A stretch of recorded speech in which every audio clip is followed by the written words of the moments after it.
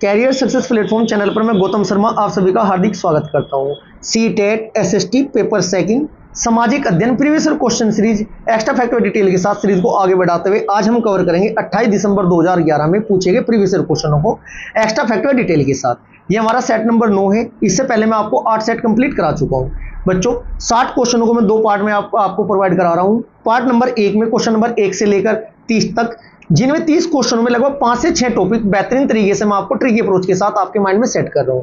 ये topic wise cover कराना इसलिए जरूरी है बच्चों क्योंकि सीटेट का पेपर सेकंड का पैटर्न बहुत ज्यादा टफ हो चुका है। कथन निष्कर्ष के क्वेश्चन आते हैं। जब तक आपका पूरा टॉपिक कंप्लीट नहीं होगा तो आपके क्वेश्चन राइट होने के चांस बहुत ज्यादा कम है। ये क्लास आपकी आगामी 2024 में सीटेट के एग्जाम के लिए अति महत्वपूर्ण है। इस क्लास से आपको लगभग 4 से 5 क्वेश्चन देखने को मिलेंगे। ये मेरा पढ़ाने का तरीका होगा। पूरा टॉपिक आपको कैसे कवर कराता हूं। क्लास स्टार्ट करते हैं। क्वेश्चन नंबर फर्स्ट, क्षुद्र ग्रह किन 2 ग्रहों कक्षाओं के बीच पाए जाते हैं? क्वेश्चन नंबर फर्स्ट का आपका राइट आंसर हो जाएगा ऑप्शन नंबर फर्स्ट, मंगल और बृहस्पति। अब बात आई है ग्रह की। अब ग्रह के साथ पूरा टॉपिक मैं आपको कवर कराऊंगा जिससे कि आगामी एग्जाम में ग्रह से यदि क्वेश्चन बनता है तो आपको बिल्कुल 100% राइट होने वाला है। ये सीरीज हमारी सीटेट सीरीज जो हमारी चल रही है, जब से सीटेट के आपके एग्जाम होना स्टार्ट हुए थे 2011-12 से लगभग से लेकर 2024 तक के सभी क्वेश्चन प्रीवियस ईयर में आपको ऐसे ही कवर कराऊंगा।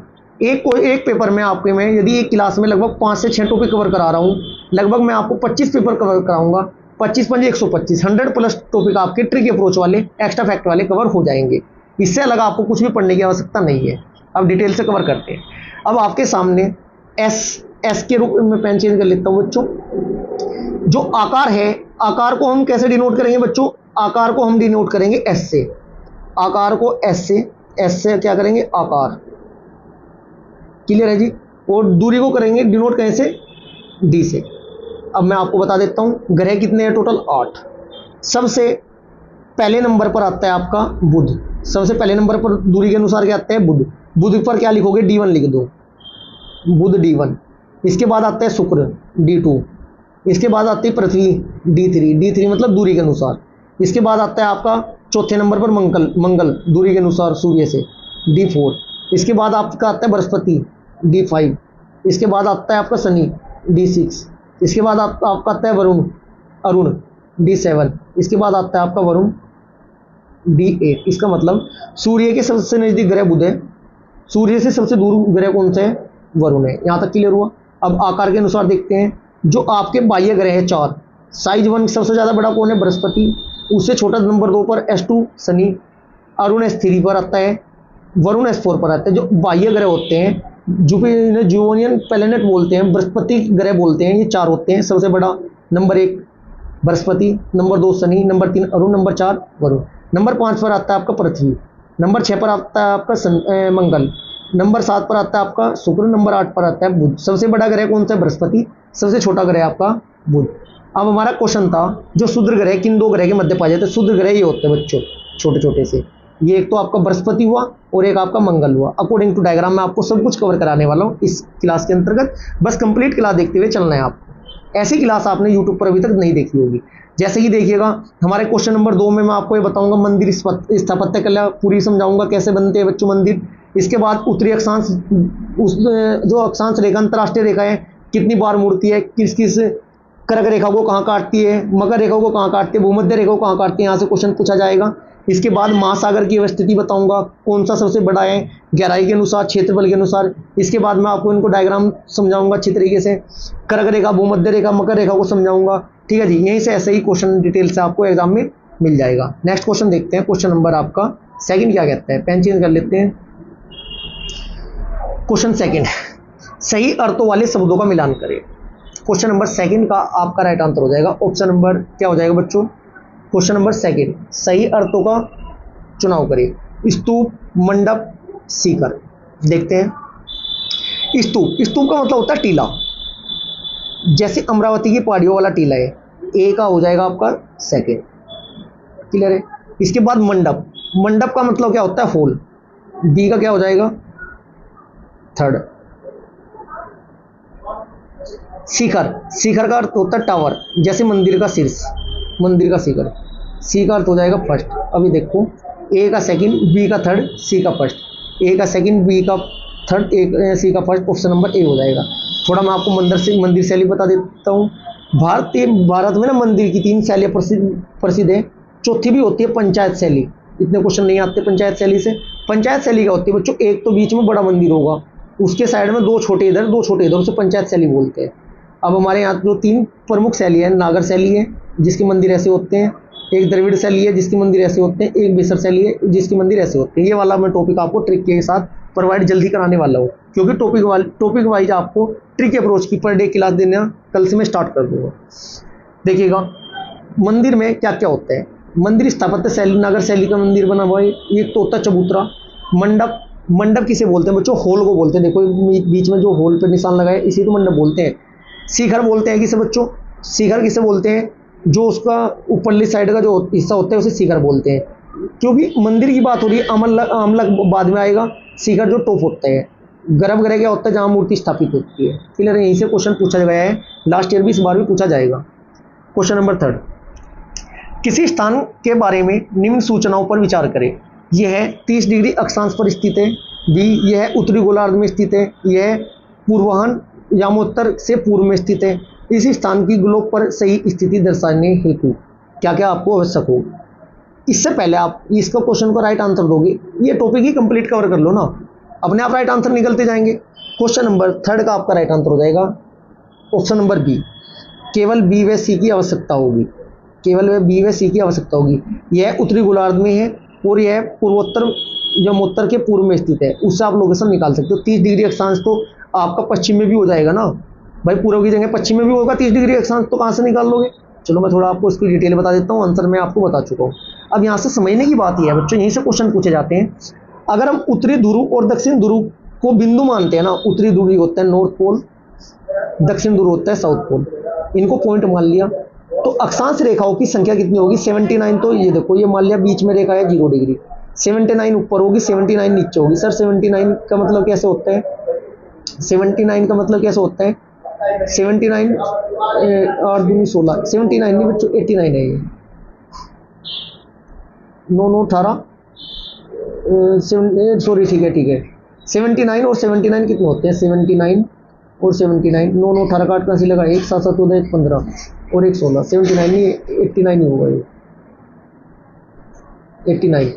89 थोड़ा टाइपिंग मिस्टेक है।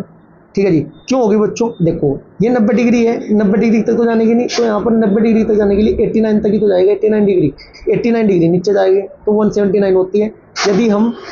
यदि अगर रेखा माना जाए तो रेखाओं की कुल संख्या कितनी होती है, 90 + 90, 0 डिग्री को काउंट करेंगे, 90 ऊपरली साइड होगी, 90 निचली साइड होगी और एक बीच में होगी, 181 होगी अक्षांश रेखाओं की संख्या।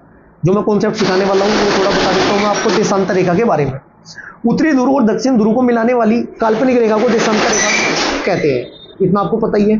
ध्रुवों से भूमध्य रेखा की ओर जाने पर देशांतर रेखाओं के बीच की दूरी बढ़ती जाती है। क्या कह रहा है ये, दोबारा समझो।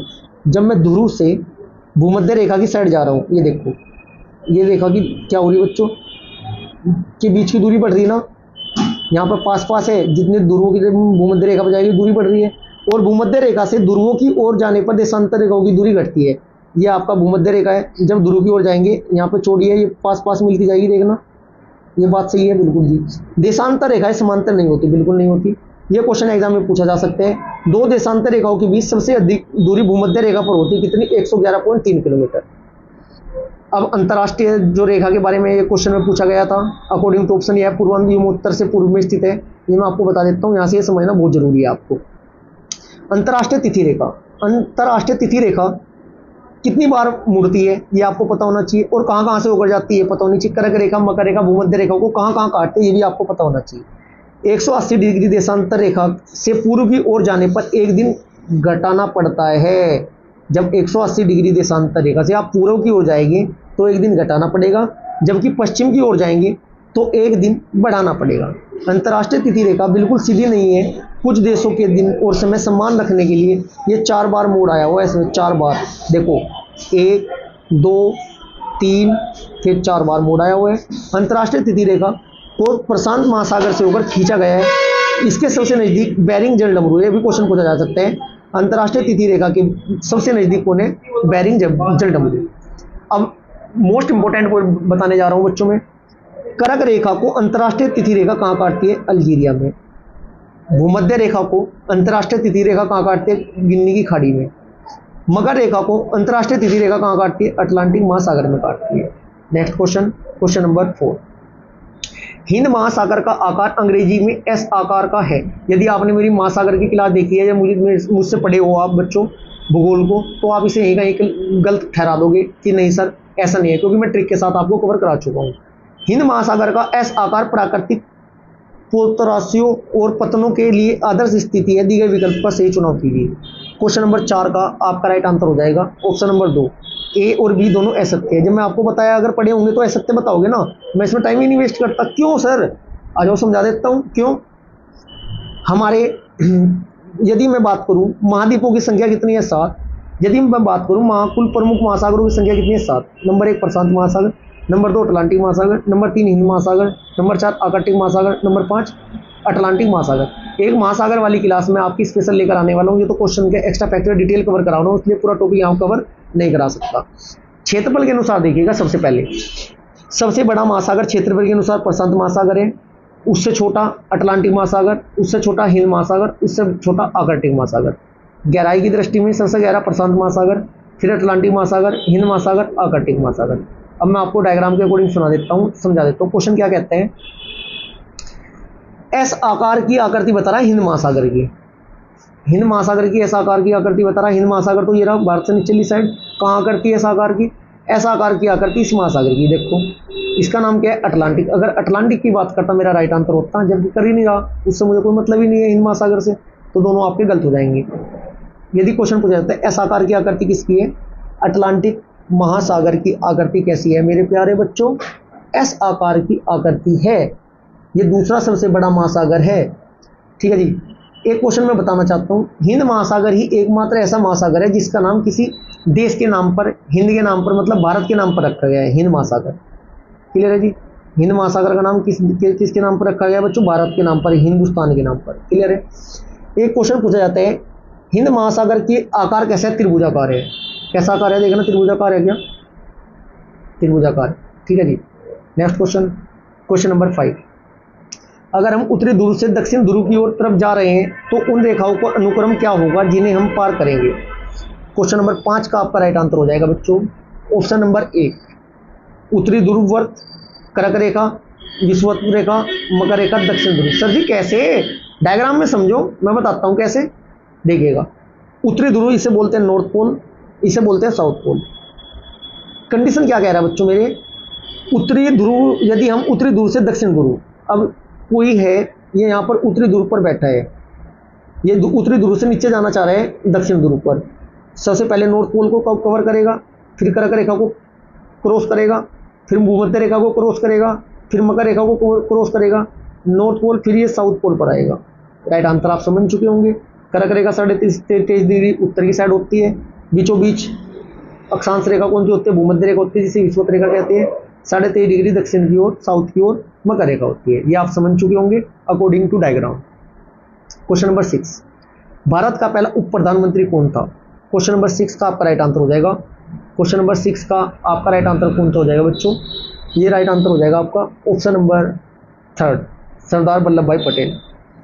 सरदार वल्लभ भाई पटेल पहले क्या थे? उप प्रधानमंत्री थे। इन्हें लौह पुरुष के नाम से भी जाना जाता है। लौह पुरुष किसे कहा जाते हैं? सरदार वल्लभ भाई पटेल को। Next question, question number 7, Bharat में औपनिवेशिक प्रशासन के विषय में निम्नलिखित वक्तव्यों पर विचार करें और सही विकल्प का चयन करें। औपनिवेशिक प्रशासन के लिए जनजातियों को नियंत्रण में रखना और शासन करना सरल था, यद्यपि वे इधर उधर घूमते थे। बी, राज्यों की निरंतर राजस्व प्राप्ति के लिए अंग्रेजी प्रशासन में भूमि नियम लागू हुए। सी, भूमि खेतिहरों के बसाने के प्रयास के ब्रिटेन बहुत सफल रहे। क्वेश्चन नंबर 7 का राइट आंसर होगा ऑप्शन नंबर 2, केवल बी सत्य है जी, आपके ये दोनों गलत है। क्वेश्चन नंबर 8, शक्ति के पुराने केंद्रों जैसे 19वीं शताब्दी में सूरत के ढहने और प्रशासन के नए केंद्रों में पैदा होने को खालिस्तान के रूप में व्याख्यायित किया गया। क्वेश्चन नंबर 8 का आपका राइट आंसर हो जाएगा ऑप्शन नंबर 2, बी शहरीकरण। नेक्स्ट क्वेश्चन, क्वेश्चन नंबर 9, बेगम रुकैया सखावत हुसैन ने मुस्लिम लड़कियों के लिए विद्यालय शुरू किया, कौन सा? क्वेश्चन नंबर 9 का आपका राइट आंसर होगा ऑप्शन नंबर सेकंड, पटना और कलकत्ता में। कहाँ कहाँ गया था? पटना और कलकत्ता में किया था। क्वेश्चन नंबर 10, औपनिवेशिक शासन के दौरान अनुबंधित मजदूरों को बागानों में काम करने के लिए भारत से किस देश में ले आया गया? क्वेश्चन नंबर 10 का आपका राइट आंसर होगा ऑप्शन नंबर ए, त्रिनिदाद में। कहाँ बच्चों? त्रिनिदाद में। क्लियर है जी। मुख्य से रूप से इसे ये क्या होता है बच्चों? युगाना और सूरीनामा। मैं बता देता हूँ आपको मैटर क्या है। भारत में गिरमिटिया मजदूरों को ना ठेके के तहत काम पर रखा गया था, जो पहले बागान पर 5 साल के काम करने के बाद ना भारत लौटने का वादा करता था। इसमें गिरमिटिया क्या है बच्चों? गिरमिटिया नाम आया है यहाँ पर एक, क्या नाम आया है? गिरमिटिया। नहीं आपको पता है, मैं बता देता हूँ। यदि इसका भी नहीं पता है ना आपको, किस नाम का बच्चों? त्रिनिदाद क्या होता है ये भी मैं आपको साथ के साथ बताऊंगा। भारतीय गिरमिटिया प्रवासियों के ना मुख्य गंतव्य है। ये कैरिबियाई द्वीप वाला है मैटर। कौन सा बच्चों? कैरिबियाई द्वीप मुख्यतः रूप से त्रिनिदाद बोलते हैं इसे। इसमें क्या क्या था आपका? युगाना, सूरीनामा, मॉरिशस और फिजी थे। क्लियर है जी। नेक्स्ट क्वेश्चन, क्वेश्चन नंबर 11, निम्नलिखित में से किस समाज सुधारक द्वारा निम्न जाति की दमनात्मक स्थिति को पहली बार अमेरिका में काले दासों की स्थिति के समरूप देखा गया? क्वेश्चन नंबर 11 का राइट आंसर होगा ऑप्शन नंबर 3, ज्योतिराव फुले। 1873 की बात है। 1873 में ज्योतिराव फुले ने गुलामगिरी नामक पुस्तक लिखी थी, जिसका अर्थ था गुलामी। क्लियर है जी। अति महत्वपूर्ण है, पूछा जाता है। क्वेश्चन नंबर 12, क्वेश्चन नंबर 12 क्या कहते हैं? मध्यम मार्गी भारतीय नेता 19वीं सदी में किन किन तरीकों से अपना राष्ट्रीय सरोवर प्रकट करते थे? ए, प्रदर्शन और स्वराज के संघर्ष में। बी, सरकार में अधिक भागीदारी का मांग। सी, प्रशासन की भारतीयकरण करने की मांग। क्वेश्चन नंबर 12 का आपका राइट आंसर होगा ऑप्शन नंबर सेकंड, बी व सी सही है। प्रदर्शन और स्वराज्य के लिए संघर्ष, ये आपका गलत है। नेक्स्ट क्वेश्चन, क्वेश्चन नंबर 13, आमूल परिवर्तनवादी नेताओं में 19वीं सदी में किन किन तरीकों से अपने राष्ट्रीय सरोकार प्रकट किए? वर्धित समाजों, प्रदर्शनों और आयोजन को स्वराज के लिए। ये क्वेश्चन वही रिपीट हुआ है बच्चों। डायरेक्ट आंसर बताऊंगा, 13 का फर्स्ट हो जाएगा, केवल ए। देखो कितना टफ लेवल है। जब तक आप पूरा टॉपिक कवर नहीं करोगे तो कहाँ से काम चल जाएगा। यदि आप ये चाहते हो 30 के 30 में टॉपिक एक क्लास में कवर कराऊं, बच्चों बहुत ज़्यादा लेंदी क्लास हो जाएगी और आपके अच्छे से समझ में नहीं आनेगी। ये जो हमारा पैटर्न चल रहा है, एक क्लास में 4-5 टॉपिक और जो बीच में क्वेश्चन आएंगे उनसे ट्रिकी अप्रोच के साथ मैं आपको याद कराता हूँ साथ के साथ। क्वेश्चन नंबर 14, निम्नलिखित ए और बी पर विचार करें। वक्तव्य क्या कहता है? हिंदुस्तान शब्द का अर्थ समय के साथ विकसित होता गया। बी, 13वीं शताब्दी में इसका हास्य पंजाब, हरियाणा और गंगा यमुना के बीच स्थित इलाकों से था, जो 16वीं शताब्दी में इन शब्दों का प्रयोग इस उपमहाद्वीप के भूगोल और संस्कृति का वर्णन करने के लिए किया गया। क्वेश्चन नंबर 14 का आपका राइट आंसर हो जाएगा बच्चों ऑप्शन नंबर ए हो जाएगा। ए और बी दोनों सही है, बी ए की सही व्याख्या करता है। क्लियर है जी। क्वेश्चन नंबर 15, अशोक पहला शासक था जिसने अभिलेखों द्वारा अपने संदेशों को लोगों तक पहुंचाने की कोशिश की। अशोक के ज्यादातर अभिलेख प्राकृत भाषा में और ब्राई लिपि में लिखे गए। क्वेश्चन नंबर 15 का आपका राइट आंसर हो जाएगा बच्चों ऑप्शन नंबर 3 हो जाएगा। क्या हो जाएगा? ऑप्शन नंबर 3 हो जाएगा। ये बात बिल्कुल सही है, ए और बी दोनों आपके सही है। क्वेश्चन नंबर 16, आप 18वीं सदी में दिल्ली से मुगल कलाकारों के पलायन के बाद चित्रकला की एक नई विधा के उत्थान पर परियोजना कार्य का योजना बना रहे हैं। आप छात्रों को किस चित्रकला की जानकारी प्राप्त करने के लिए कहेंगे? क्वेश्चन नंबर 16 का आपका राइट आंसर होगा option number B. Option number क्या हो जाएगा बच्चों 16 का? ऑप्शन नंबर बी हो जाएगा। बी मतलब कांगड़ा चित्रकला। चित्रकला का क्वेश्चन एग्जाम में पूछा जाता है, बार बार पूछा जाता है। मधुबनी कहाँ की? बिहार की। क्वेश्चन नंबर 17 का डायरेक्ट आंसर बताऊंगा क्योंकि डिटेल कवर कराना इसमें इतना इंपॉर्टेंट नहीं है। राइट आंसर होगा ऑप्शन नंबर 4, बी और सी सही है, जबकि ए सही नहीं है। क्वेश्चन नंबर 18, चापाकार वास्तुकला में मेहराब की भूमिका थी। ऊपरी ढांचे को सुंदरता देना, ऊपरी ढांचे को आकृति देना, ऊपरी ढांचे को भार वहन करना। सही विकल्प का चयन करें। क्वेश्चन नंबर 18 का आपका राइट आंसर होगा option number 4, A B C सही है तीनों। क्वेश्चन नंबर 19, स्लेट तथा संगमरमर किसके उदाहरण है? क्वेश्चन नंबर 19 का आपका राइट आंसर होगा ऑप्शन नंबर 4, कायांतरिक चट्टान के। किसके उदाहरण है बच्चों? कायांतरिक चट्टान।